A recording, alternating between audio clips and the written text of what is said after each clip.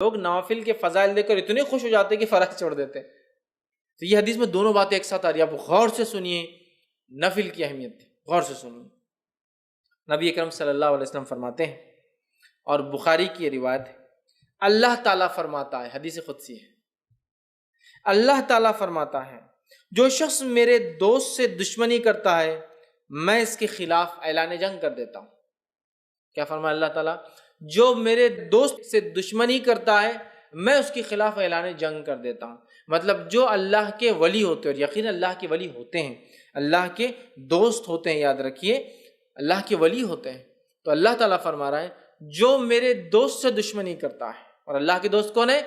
جو تقوی اختیار کرتے ہیں. ایمان والے ہونا پہلی شرط، وہ تقوی اختیار کرتے ہیں اور ہر کام سنت کے مطابق کرتے ہیں. ٹھیک ہے؟ تو بہرحال ورنہ میں اس لیے کہہ رہا ہوں اللہ کے دوست، ورنہ ہمارے پاس جو سنت کی مخالفت کرتا ہے، نماز کبھی نہیں پڑھتا ہے، تقوی تو ہے ہی نہیں دور دور تک، اس کو ولی مانتے ہیں. اس لیے میں وضاحت کر رہا ہوں. ایمان والا جیسا حق ہے، تقوی اختیار کرنے والا انسان اور سنت کے مطابق اعمال کرنے والا.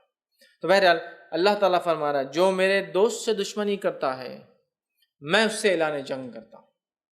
اب اندازہ لگائیے، اللہ کا جو دوست ہوتا ہے اس کو اگر دنیا میں کوئی چھیڑتا ہے یا اس سے دشمنی کوئی کرتا ہے، اللہ تعالیٰ اس کے خلاف اعلان جنگ کر دیتا ہے. کیسے کرتا ہے؟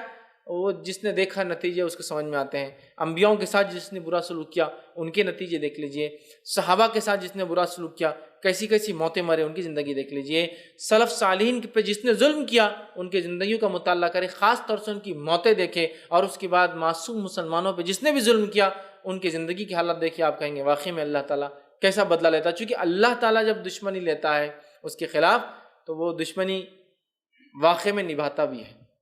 سمجھ رہا بات کو؟ ہر طرف سے اس کو جو ہے چت کر دیتا ہے اس دنیا کی زندگی میں. تو بہرحال اللہ تعالیٰ فرما رہا ہے جو شخص میرے دوست سے دشمنی کرتا ہے اس کے خلاف میں اعلان جنگ کرتا ہوں. تو ایک بات ہمیشہ ذہن میں رکھنی چاہیے، اللہ کے نیک بندوں کے خلاف کوئی چال نہیں چلنا چاہیے. اس لیے کہ جب ہم اللہ کے نیک بندوں کے خلاف چال چلتے ہیں در حقیقت اللہ ہمارے خلاف اعلان جنگ کر دیتا ہے. پھر ہوتا ہے نا بہت سارے لوگ نیک لوگ خواہ تنگ کرتے ہیں زمین کے معاملات میں، اس میں احتیاط کرنا چاہیے. آپ خطرناک زون میں جا رہے ہیں، آپ کو تکلیف ہو سکتی ہے. ٹھیک ہے؟ آگے آئیے سنیے. اللہ تعالیٰ فرماتا ہے اور میرا بندہ سب سے زیادہ میرا تقرب اس چیز کے ساتھ حاصل کرتا ہے جسے میں نے فرض کیا ہے. اللہ تعالیٰ فرما رہا ہے میرا بندہ سب سے قریب مجھ سے تب ہوتا ہے جب وہ میری فرض کردہ چیزوں کو پورا کرتا ہے. اللہ تعالیٰ فرما رہا ہے میرا بندہ میرے سب سے قریب کب آتا ہے؟ جب وہ چیز کرتا ہے جو میں نے اس پر فرض کی ہے. تو آپ اللہ تعالیٰ فرمائے میرا تقرب میرا بندہ سب سے زیادہ حاصل کرتا ہے اس چیز کے ذریعے جو میں نے اس پر فرض کیا ہے، یعنی فرائض کے ساتھ میرا تقرب حاصل کرنا ہی مجھ سے سب سے زیادہ مطلب فرائض کے ذریعے میرا تقرب حاصل کرنا یہ مجھے سب سے زیادہ پسند اللہ اعلان کر رہا ہے. آگے آئیے پھر اللہ تعالیٰ فرما رہا ہے حدیث قدسی ہے اور میرا بندہ نوافل کے ذریعے میرا تقرب حاصل کرتا ہے فرض سے سب سے زیادہ، لیکن نوافل سے بھی کرتا ہے فرض کے بعد. مطلب فرض جو ادا کرتا ہے اس کی نفل قبول ہوتی ہے، بات بھی یاد رکھیں. پھر اللہ فرماتا ہے پھر جب اور میرا بندہ نوافل کے ذریعے میرا تقرب حاصل کرتا رہتا ہے یہاں تک کہ میں اس سے محبت کر لیتا ہوں. میرا بندہ پہلے تو فرض کرتا ہے، میرا تقرب حاصل کر لیتا ہے، چونکہ فرض سے ہی میں سب سے زیادہ قریب ہوتا ہوں بندوں کے، یہ مجھے سب سے زیادہ محبوب ہے. پھر میرا بندہ نفل پڑھتا ہے اور نفل پڑھ کر میرا تقرب حاصل کرتا ہے، اتنا تقرب حاصل کرتا ہے کہ میں بھی اس سے محبت کرنا شروع کر دیتا ہوں نوافل کے ذریعے. اب آگے سنیے ذرا. تو میں بھی اس سے محبت کر لیتا ہوں. پھر جب میں اس سے محبت کر لیتا ہوں، فرض سب سے زیادہ اللہ کو پسند عمل ہے، سب سے زیادہ قریب بندہ فرض سے آتا ہے، لیکن فرض سے جو قریب آنے کے بعد بھی جو نفل پڑھے وہ ٹاپ موسٹ چل جاتا ہے. بولنے کا مطلب یہ ایک انسان سے فرض بھی کرتا ہے اللہ سے قریب ہوتا ہے، لیکن فرض کے بعد جو نفل پڑھے وہ ٹاپ موسٹ لیول تک پہنچ جاتا ہے اللہ کے قریب، اتنا کہ اللہ تعالیٰ اس سے محبت کرنے لگتا ہے. اور اللہ فرماتا ہے اور جب میں اس سے محبت کرنے لگتا ہوں تو میں اس کا کان بن جاتا ہوں جس سے وہ سنتا ہے. اس حدیث کو غلط معنی مت دیجیے کہ واقعے میں اللہ اس کے اندر حلول کر جاتا ہے، نہیں، مطلب وہ وہی باتیں سنتا ہے جو میں چاہتا ہوں کہ وہ سنے، کوئی غلط بات نہیں سنتا ہے. تو اللہ فرماتا ہے میں اس کا کان بن جاتا ہوں جس سے وہ سنتا ہے، اس کی آنکھ بن جاتا ہوں جس سے وہ دیکھتا ہے. اس کی آنکھ بن جاتا ہوں جس سے وہ دیکھتا ہے۔ عثمان ابن عفان رضی اللہ عنہ فرمایا کرتے تھے کہ مومن کی فراست اس کی نظروں سے بچا کرو، اس لیے کہ مومن جو ہوتا ہے نا اس کی آنکھوں سے چیزوں کو پہچان لیتا ہے۔ بہت سارے سلف کے واقعات ہیں، لوگوں کو، چہروں کو، ان کے حالات دیکھ کر پہچان لیتے تھے کیا پرابلمس ہیں، اس لیے نہیں کہ ان کو غائب کا انتہا نعوذ باللہ، لیکن اللہ تعالیٰ نے ان کو وہ صلاحیت دے دی تھی۔ ہوتا ہے نا، لوگ بولتے رہے ڈاکٹر ہاتھ لگا دے تشخیص کر لیتا ہے، چہرہ دیکھتے انہوں نے پہچان لیا کیا ہوگا، یا سوال کرتے دیکھو جواب وہی آیا جو سوال تھا، حالانکہ اس میں یہ بات نہیں کہی گئی تھی۔ یہ ساری چیزیں ہوتی ہیں، ٹھیک ہے۔ تو یہاں دیکھیے اللہ کے رسول صلی اللہ علیہ وسلم کیا فرما رہے ہیں کہ اللہ تعالیٰ فرما رہا ہے میں اس کی آنکھ بن جاتا ہوں جس سے وہ دیکھتا ہے، اس کا ہاتھ بن جاتا ہوں جس کے ذریعے وہ پکڑتا ہے۔ مطلب وہی دیکھتا ہے جو اللہ چاہتا ہے، وہی سنتا ہے جو اللہ چاہتا ہے، وہی پکڑتا ہے جو اللہ چاہتا ہے۔ مطلب مومن ہر وہ کام نفل کے ذریعے اللہ سے محبت حاصل کر کے اللہ اس کے ریٹرن میں اس کو ہر وہ چیز کرواتا ہے جو اس کا رب اس سے صرف پسند کرتا ہے، اس کے علاوہ نہ کچھ سنتا ہے، نہ کچھ دیکھتا ہے، نہ کچھ پکڑتا ہے۔ تو میں اس کا ہاتھ بن جاتا ہوں جس کے ذریعے وہ پکڑتا ہے، اور اس کا پاؤں بن جاتا ہوں جس کے ذریعے وہ چلتا ہے۔ مطلب مومن چلیں گا بھی تو اب سیدھے راستے پر، چونکہ اب وہ غلط راستے پر نہیں جائیں گا، چونکہ نفل کے ذریعے وہ اللہ کی محبت حاصل کر چکا ہے۔ اللہ کی محبت جو بندہ حاصل کر لیتا ہے اس کا رب کا فضل اس پہ یہ ہوتا ہے کہ وہ ہر وہ کام کرتا ہے جو اس کا رب چاہتا ہے، اس کے علاوہ وہ کچھ نہیں کرتا۔ تو یہاں جو ہے اس سے وہ چلتا ہے، ان تمام اعضاء کو اپنی اطاعت میں لگا دیتا ہے، اور اگر وہ مجھ سے سوال کرتا ہے تو میں ضرور بھی ضرور اس کو عطا کرتا ہوں۔ اگر وہ مجھ سے سوال کرتا ہے تو میں ضرور بھی ضرور اس کو عطا کرتا ہوں، معلوم، ضرور بھی ضرور عطا کرتا ہوں اگر وہ مجھ سے سوال کرتا ہے۔ کون سا بندہ؟ فرائض کے بعد نفل کا اہتمام کر کے رب سے محبت حاصل کر لینے والا بندہ، دیکھتا ہے تو وہی جو اس کا رب چاہتا ہے، سنتا ہے وہی جو اس کا رب چاہتا ہے، پکڑتا ہے وہی جو اس کا رب چاہتا ہے، چلتا ہے اسی راہ پر جس پہ رب چاہتا ہے، اور جب وہ مانگتا ہے تو اس کا رب اس کی جو ہے ضرور بھی ضرور اس کو عطا کر دیتا ہے۔ اور اگر وہ میری پناہ طلب کرے تو میں یقیناً اس کو پناہ دے دیتا ہوں۔ اور اگر وہ میری پناہ طلب کرتا ہے، دعاؤں میں خاص دعا یاد رکھی، پناہ مانگنا مصیبت کے وقت، تو اگر وہ میری پناہ مانگتا ہے تو میں اسے پناہ دے دیتا ہوں اپنی طرف سے۔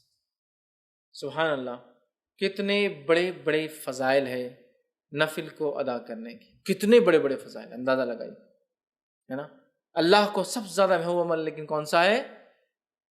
فرض ہے، یاد رکھیے، فرض نماز، مال میں فرض عبادت زکوٰۃ، ہے نا۔ اس کے بعد اللہ تعالیٰ نے رمضان کے 1 مہینے کے روزے، اس کے بعد حج، سب سے زیادہ محبوب عمل۔ اس کے بعد یہ کرنے کے بعد بندہ نفل کے اندر دوڑتا ہے، آگے بڑھتا ہے۔ فرض نماز کے بعد نفل نماز، فرض زکوٰۃ کے بعد نفلی زکوٰۃ، فرض روزوں کے بعد نفلی روزے، فرض حج کے بعد نفلی عمرے، نفلی حج بولتے ہیں اس کو حج صغیر، چھوٹا حج، وہ کرتا ہے تو اللہ سے اتنا قریب ہوتا ہے کہ اللہ محبت کرنے لگتا ہے۔ جب اللہ محبت کرنے لگتا ہے تو وہ جو دیکھتا ہے وہ جو اس کا رب چاہتا ہے، وہی سنتا ہے جو اس کا رب چاہتا ہے، وہی اس کے ہاتھ پکڑ دے اس کا رب چاہتا ہے، اسی راہ پر چلتا ہے، قدم چلتے ہیں جو اس کا رب چاہتا ہے۔ اور پھر جب اپنے رب سے مانگتا ہے اس کا رب اس کو پورا، اس کی دعاؤں کو پورا کرتا ہے۔ اور جب وہ پناہ طلب کرتا ہے تو اللہ تعالیٰ اس کو پناہ عطا کر دیتا ہے۔ میں سمجھتا ہوں بہت بڑے بڑے فضائل، یہ بخاری کی روایت تھی، ہمیں پتہ چلے اس کے اندر کہ نفلی نماز کے ادا کرنے سے جو ہوتے ہیں، جس میں سب سے اہم چیز جو پتہ چلی وہ یہ ہے کہ بندہ اللہ سے قریب ہو جاتا ہے، اتنا قریب کہ ہر چیز جو اس کا رب چاہتا ہے وہی وہ کرتا ہے، اس سے ہٹ کر نہ کوئی چیز سنتا ہے، نہ دیکھتا ہے، نہ پکڑتا ہے، نہ اس راہ پر چلتا ہے۔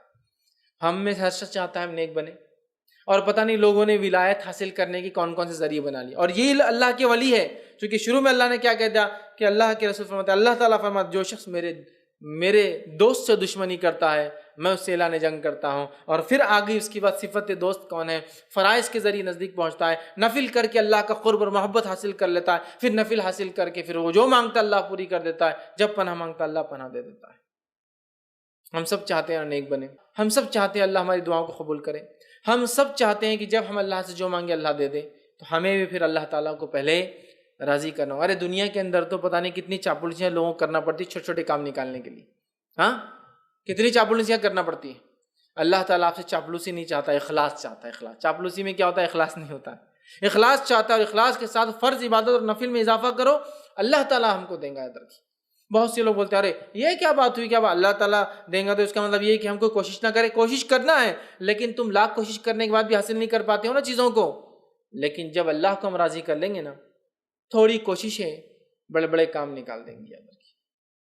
تھوڑی کوششیں بڑے بڑے کام نکال دیں گی، اور اس کے بعد بھی اگر کوئی تکلیف آئے تو پھر وہ اللہ کی طرف سے آزمائش ہے، صبر کے ساتھ استقامت کے ساتھ ڈٹ کر مقابلہ کیجیے، دنیا اور آخرت میں اس سے درجات بلند ہوں گے اور اجر ملے گا۔ سمجھ رہے ہیں بات کو؟ یہ بات کو سمجھنے کی ضرورت ہے، یہ بات کو سمجھنے کی ضرورت ہے۔ تو اللہ سے قریب ہونا ہے۔ دنیا میں ہم کام نکالنے کے لیے سب کچھ کرتے ہیں لوگوں سے، اگر ہم چاہتے ہیں کہ ہمارا کام عرش والا کر دے، دنیا کی ساری مصیبت، مشکلیں، پریشانی حل، اور موت کی اور موت کے بعد کی اور آخرت کی وہ تمام چیزیں، تو پھر ہم جو ہے آسمان والے کو راضی کر لیں۔ ہو سکتا دنیا والے ناراض ہو جائے، اس سے کوئی مسئلہ نہیں، لیکن اللہ راضی ہو جائے۔ لیکن ہمارا معاملہ یہ ہے کہ ہم اللہ کو ناراض کرنا چاہتے اور دنیا والوں کو راضی کرنا چاہتے، تو اللہ تعالیٰ بھی پھر انہی کے سامنے ہم کو جھکاتا رہتا ہے۔ تو اللہ کے نیک بندوں کی صفت آ گئی، فرائض کا اہتمام کیجیے، فرائض کے اہتمام نفل میں اضافہ کیجیے، دیکھیے اللہ تعالیٰ کہ ہم دوست بن جاتے ہیں، پھر یاد رکھیے دوست بن جاتے ہیں، ٹھیک ہے؟ تو اس کی ہم کوشش کریں کہ نوافل کو ہم زیادہ سے زیادہ کریں۔